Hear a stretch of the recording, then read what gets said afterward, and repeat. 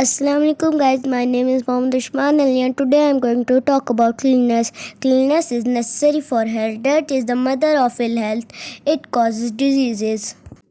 Doctors say that type of diseases are caused by unsanitary conditions of life.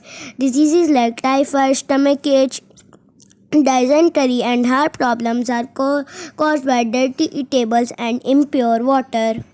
So it is clear that if we want to be healthy, we must keep our bodies, our clothes, and our houses clean. We should also try to keep our streets, schools, cities, and the country clean.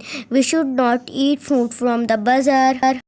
We should drink boiled water. We must not throw garbage in the streets and near schools or houses.